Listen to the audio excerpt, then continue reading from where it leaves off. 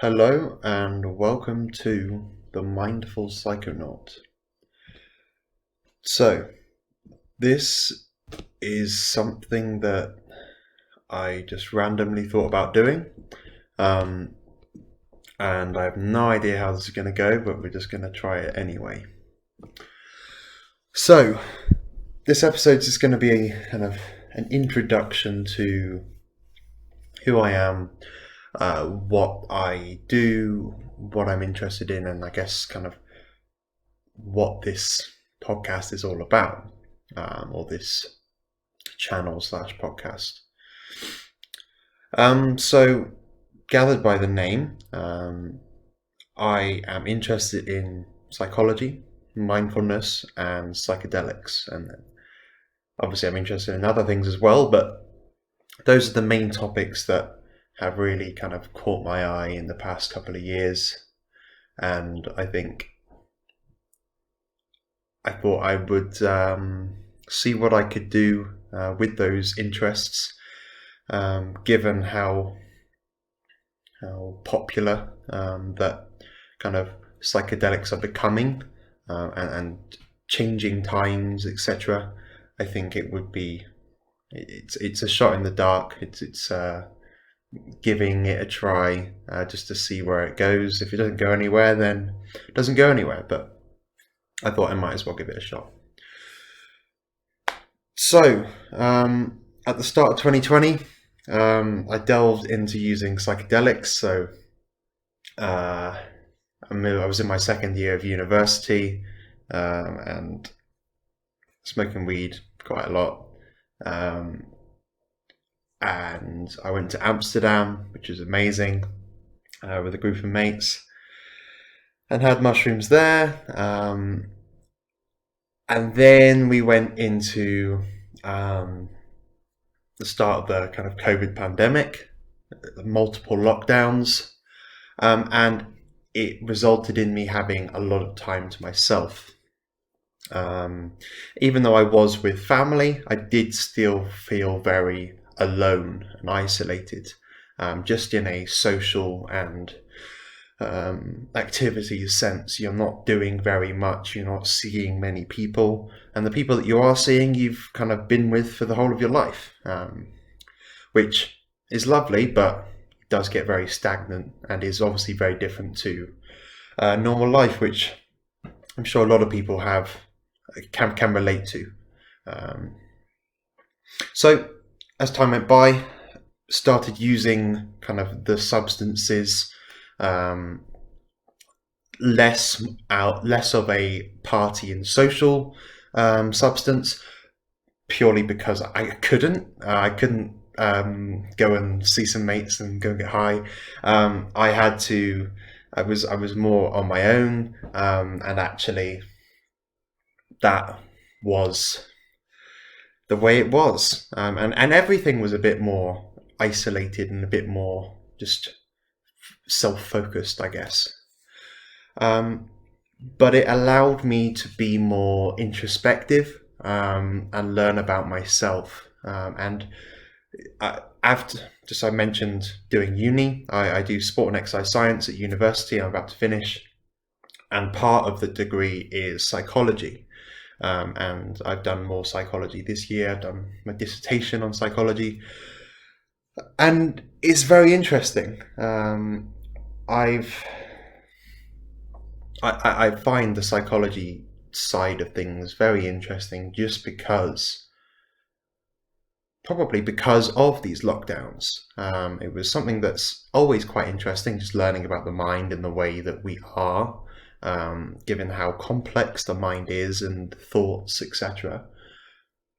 Actually, to then go through some sort of kind of, I wouldn't say psychological distress. I guess it would be some sort of psychological distress, being in isolation, being away from the norm of seeing friends, seeing other people, going and doing things. Actually having that taken away, or restricted, definitely required me to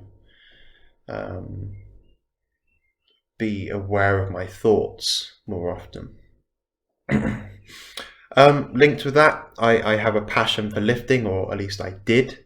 I was, ever since, maybe for the past 5 or 6 years, I've been lifting heavy weights. So I was doing powerlifting for a couple, 3 years, 3 or 4 years, and actually getting into the lockdown, I lost my motivation, and I had to reassess why I was doing training, who I was doing it for, reassessing my motivations.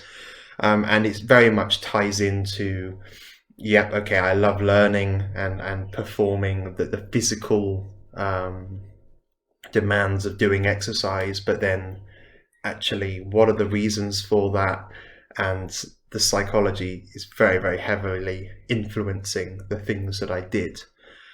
And that was just kind of just trying to understand where my motivations lied, really. I think if you go into the gym, you have other people's eyes. People are watching, people are listening, people can see the work that you put in. And I think that, whether you think of it or not, it is a very big, important factor to just your overall motivation. And it goes, that can be translated with so many other things. I think actually just that motivations concept of just what are your reasons for doing the things that you do?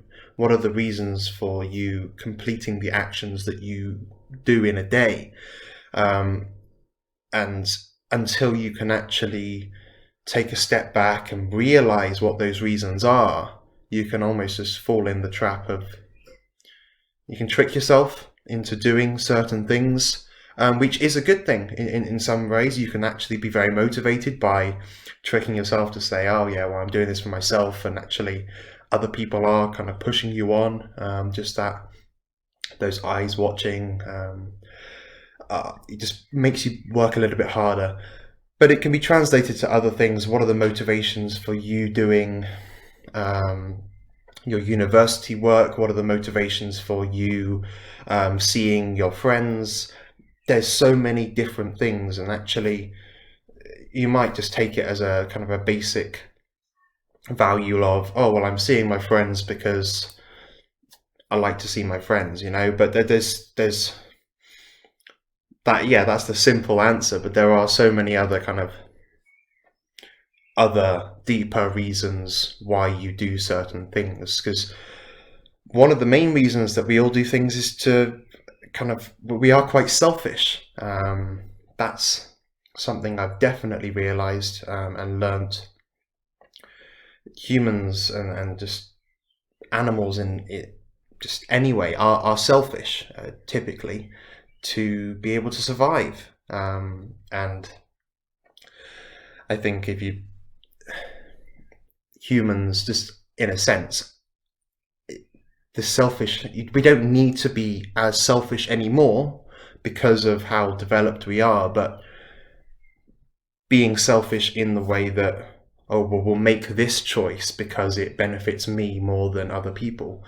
But also, things that you may not see as selfish are actually selfish. It's things like, if you treat your family well, if you look after your brothers, yes, you are being kind to your family and your friends, but you're doing that as you feel good for doing that afterwards. So actually you are doing it for some selfish reasons. You are doing it to get that good feeling.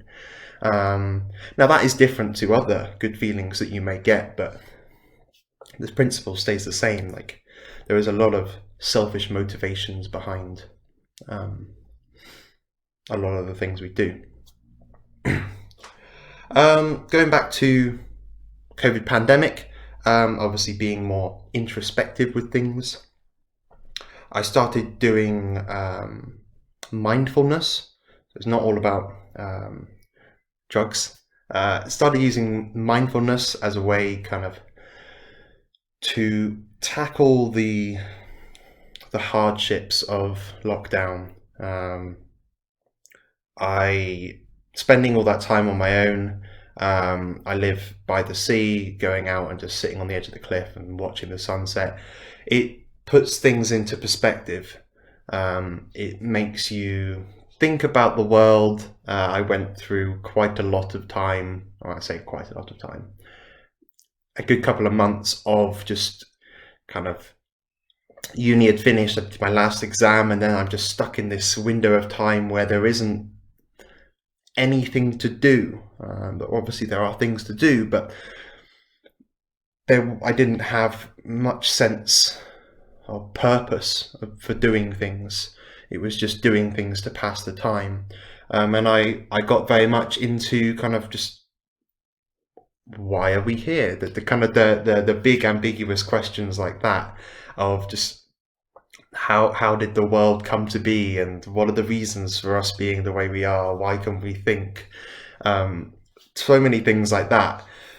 And it kind of made me go a little bit crazy. Kind of, it's definitely a more unstable time psychologically in my life, which I am glad to have gone through. That isolation time combined with kind of my motivations being reassessed through training, which was kind of a core foundation to kind of who I said I was, who I classified myself as. I was a lifter. And just to have that all broken down, have the lifting motivations broken down, and just starting to think more about myself, thinking about previous relationships that I've had, that I no longer have, and almost the reasons that I did certain things in those relationships, the mistakes I made, and just being able to process through all of these things on my own was very, very useful. And I definitely feel like a new person because of it. I'm 21. This was obviously about a year or so ago. And yeah, it was pretty outstanding, I'd say. Just profound difference in the way I thought about things. And through mindfulness being the kind of the practice of just being aware of what you experience. So for me right now, it would be being aware of the thoughts that come to my head, the sounds, the sight, all of the senses, and just the experience of experiencing things. That is, when you actually focus on that, and that is all that you focus on, it's actually being able to dedicate attention to the mere just experience of life is very valuable, because then when things do come into play, like thoughts just kind of grab your attention, you can then capture that and say, okay, why did that happen? Why did I think of that? And you can note it, see how you feel. Maybe it was a past decision that you made. Maybe you cheated on an exam and you got caught, and you thought of that. You felt regret. You can capture that. You can capture the emotion of, okay, I feel regret for this decision that I made, and you can start to think about it. But then also, once you've done with kind of that thinking, it's not necessarily that beneficial to dwell on it. You need to think about it, process it, but then you can capture it, see how you felt, and then kind of move on.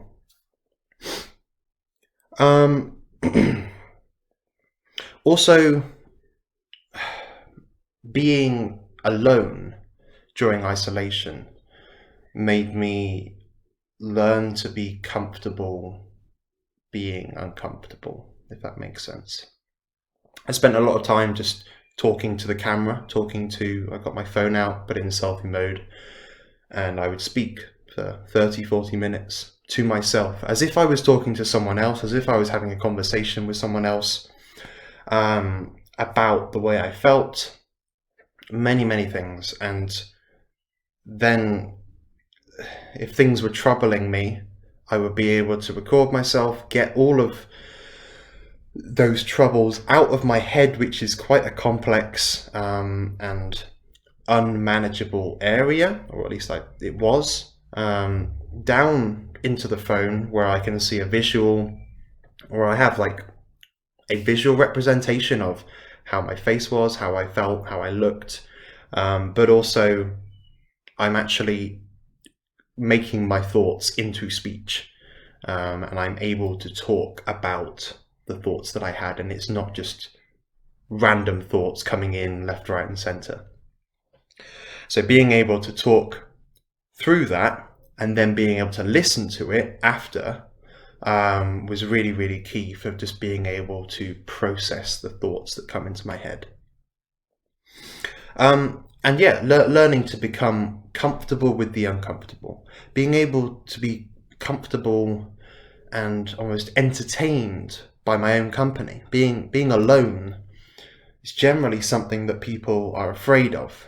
I know I probably was. I think I've definitely improved. Obviously, you get to a certain point and it is just, you do need some company, and it is quite almost saddening to an extent when you are quite lonely. But being comfortable with yourself, and being able to entertain yourself on your own, is really important, because there are going to be times where you are on your own, whether it is physically, you are on your own, you are isolated from other people, or whether it's mentally, and actually you don't feel like you have other people to talk to. And one of the biggest things I learned was no one else is necessarily going to know you the way that you know you, if that makes sense. Like the best person to be able to know you is yourself. And even then, it's very difficult to know what to do with all that goes on, in terms of thoughts and being able to deal with who you are.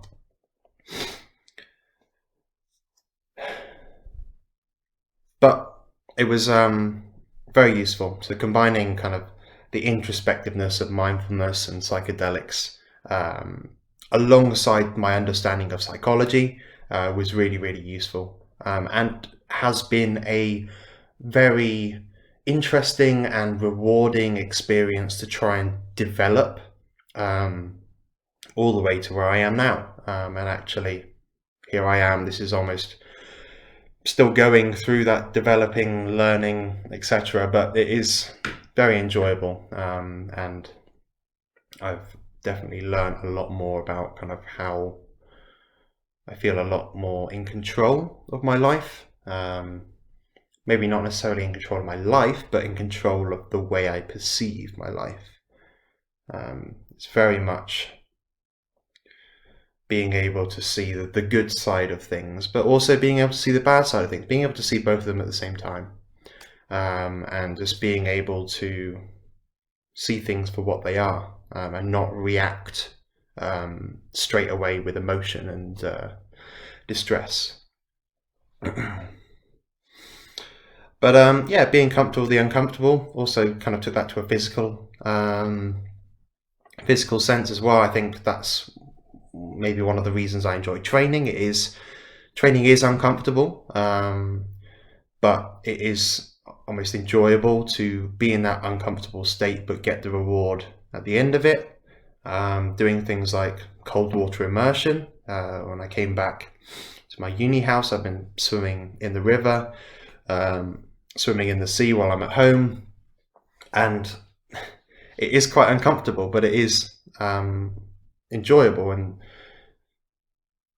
trying to almost link, just being aware that, yeah, this is going to suck, but actually, that is just one of those experiences which you can just push through, and it is what it is.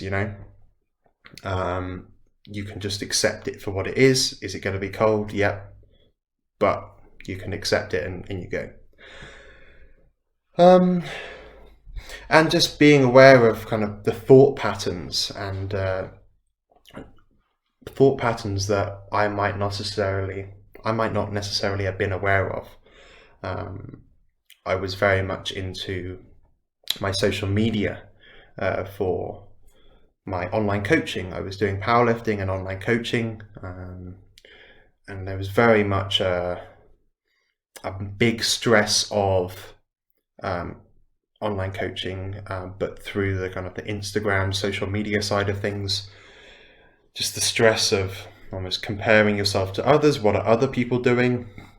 It's not just what are other people doing in terms of performance and training in the gym, but it's also comparing yourself from a coaching standpoint and business, and just an unbelievable amount of stress there. But also from just a personal Instagram standpoint, you spend so much time getting the right photos and getting the right caption and putting it in a way that you think is going to be the best for other people to view and like and comment, and you kind of take a step back and you go, well, what are my motivations for doing this? And it was strange to take a step back and go, wow, do I need to do this? Actually, I don't. And I kind of had a lot of time off social media, and I still am not really that prevalent on social media anymore. I still use it, but I don't I'm aware of the stress of kind of engaging and getting caught into the unnecessary stresses of kind of social comparisons online, be it personal, business, etc. Moving on to kind of in between the lockdowns, unfortunately, my nan passed away. And being in this shifted state of mind, it was very much coming face to face with the dualistic nature of reality. Just obviously it was quite a upsetting thing at the time. Just going through isolation and then having kind of almost the precursors to what was her death. Kind of those warning lights on the car just before the engine fails. So I almost was kind of preparing myself for the inevitable, but it was very, very different. Obviously, death doesn't happen very often in your life or in family lives, hopefully. It's inevitable. This is just life and death, the dualistic nature of reality, and it was very rewarding, I'd say, to go through that experience, because I think the biggest thing was realizing that my dad and my aunt no longer had parents, or parents that were alive, and it was the consideration for, okay, this really sucks for me. I don't have my granddad, I don't have my nan, but they don't have their mum and dad, and to then almost put myself in their shoes, as if I had lost, say, my mum and my dad. It was very different, because I'd never ever thought of a death like that before,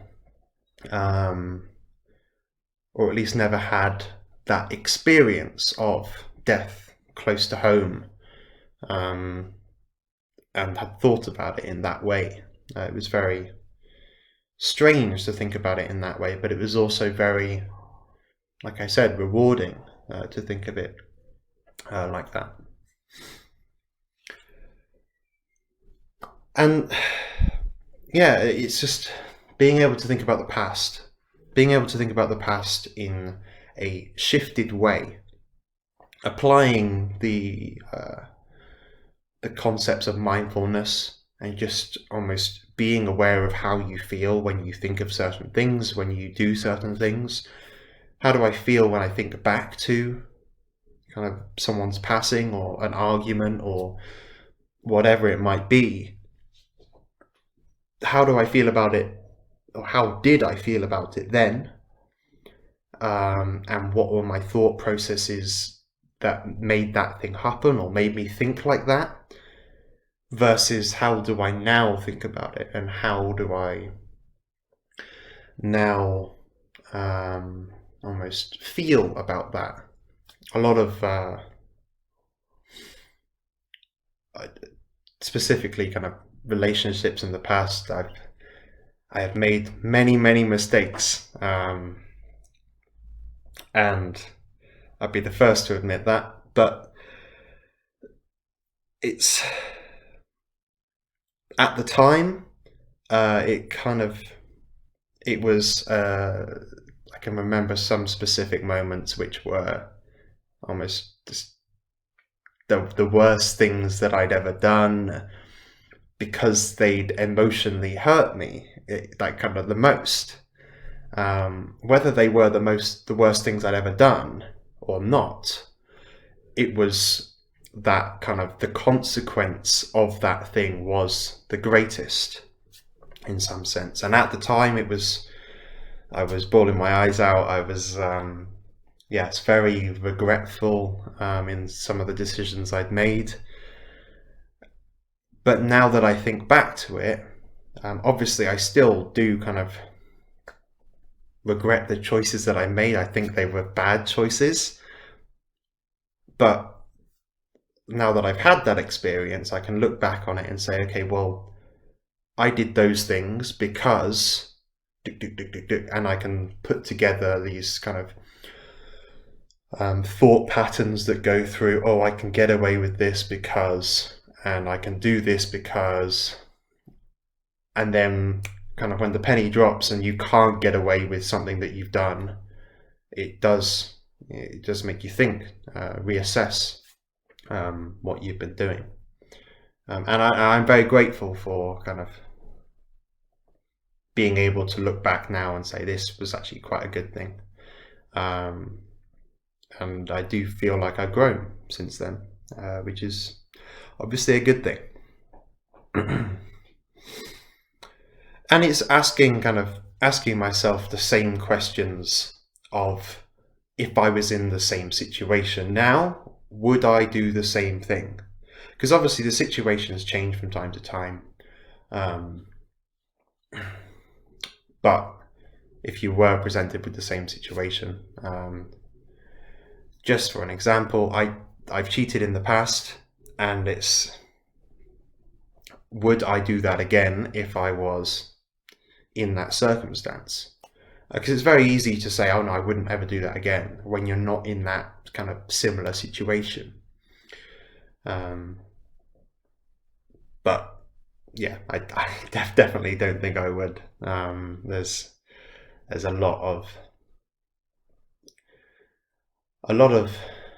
thought that I now go through. I'm much more aware of how I think, and why I make the decisions that I make. Whereas before, I think it was very much just going through the decisions, and kind of the outcomes would just happen and I would deal with them then, rather than almost planning for the future. And also these past couple of years, just listening more to Jordan Peterson has been, I cannot quantify the number of hours I've listened to him, but very beneficial. Just in terms of, he's a psychologist, a clinical psychologist, but also just being able to tackle the idea of kind of, all the reasoning behind what we do and why we do things, and being able to put put your life together, essentially. And taking the phrase of like trying to do what is right, not what is easy. And I think we get caught up very, very often in just the ability, I'm not saying the ability, but we just fall into the trap of doing what is easy and not what is right. Whether it's just, I don't know, maybe you saw something across the street, someone's in distress. You looked across, you saw they were in distress, but you carried on walking because you're like, someone else will deal with that. Someone else will deal with that. And that's the easy option. But was it the right option? Maybe not. But it's principles like that. Maybe a more specific one is just kind of, when should I do my uni work? Should I do it now or should I play Xbox? Doing what is easy versus doing what is right, you know? And I've definitely fallen into that trap quite a lot. But it's being aware of when you do fall into that trap. How do you feel afterwards? Okay, you were going to do I planned to do work today and instead I played Xbox for however many hours and now I didn't get that work done. How do I feel now that has happened? Okay, I don't feel very good. All right. Okay, it was fun in the moment. I was enjoying myself online, but I feel guilty. Now I'm been less productive. And yeah, it's just trying to be aware of how you feel in that moment to then maybe realize that probably wasn't the best idea, and learning from those experiences and trying to then, when that situation then comes up again, when you kind of try or you think about doing the easier thing, maybe think about planning ahead and doing what is right, or doing the thing that is going to be more beneficial in the long run. And that's what makes kind of humans unique, in the sense that we're able to conceptualize time. A lot of, obviously I can't speak for other animals. I think I'm always quite interested into, okay, we learn certain things about certain animals, but we're never ever going to be able to experience what it is like to be a cat, a cow, etc. Like you're never going to be able to get that perspective of, are there any thoughts coming in, or is it just experience and reaction? Like, you're just never going to be able to truly get that experience, because you're the human. But as we're able to conceptualize time, and be able to plan and act in a way that may benefit us in the future.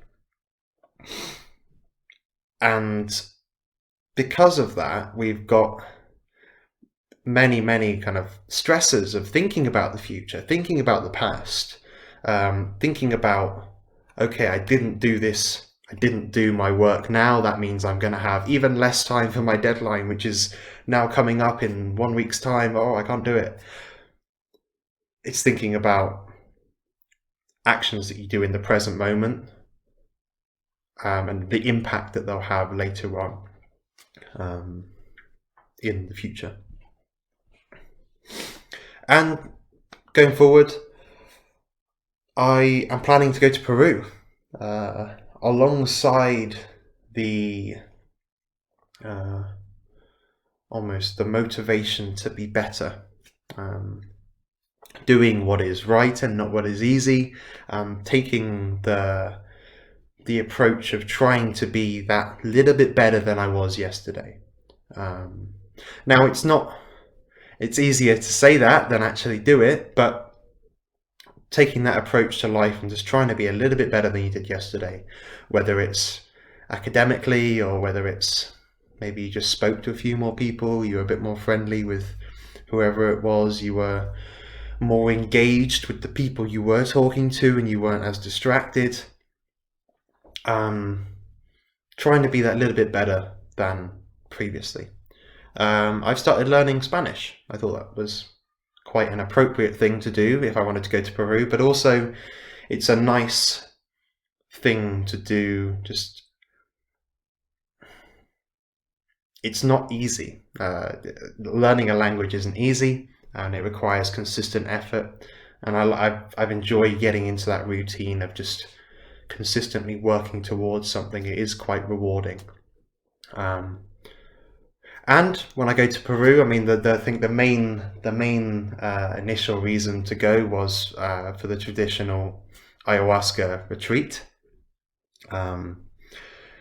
Considering this podcast is about mindfulness and psychedelics and psychology, it linked very well, and I've been very keen to explore different states of consciousness.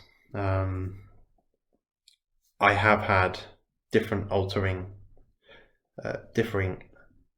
different states of consciousness I've been in through different substances.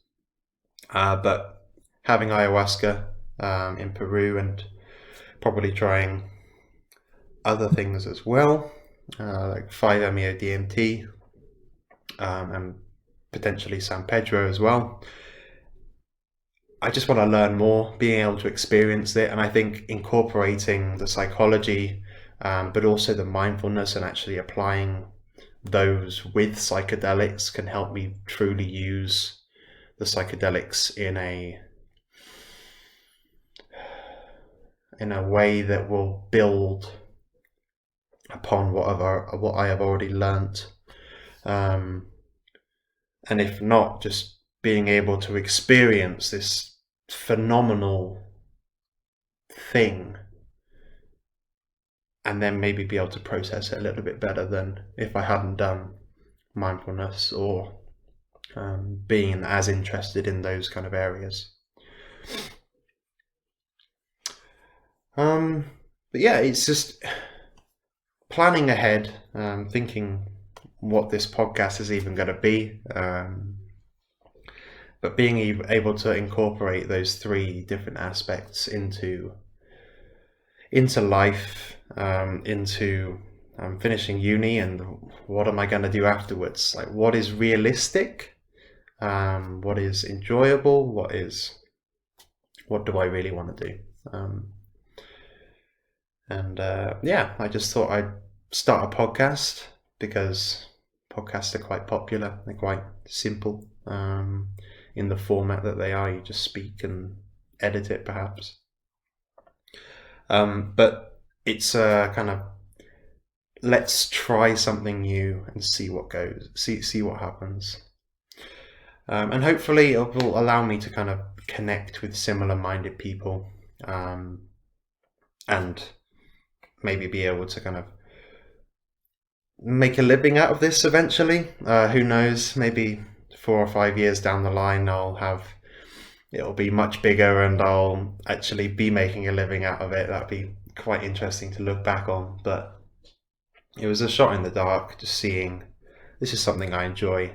Let's just start speaking about it. And if it's not going to become anything big, it can at least be a side passion to keep me learning about these things and being able to almost articulate them in a way that other people might be able to benefit from them. So if you've enjoyed this, it's just been a kind of rant about myself and, I don't know, maybe my psychology and maybe a little bit my philosophies, maybe not. But just my overall interests and kind of what this podcast will be about. If you did enjoy it, then do let me know. But I'm sure there will be some more podcast episodes in the future.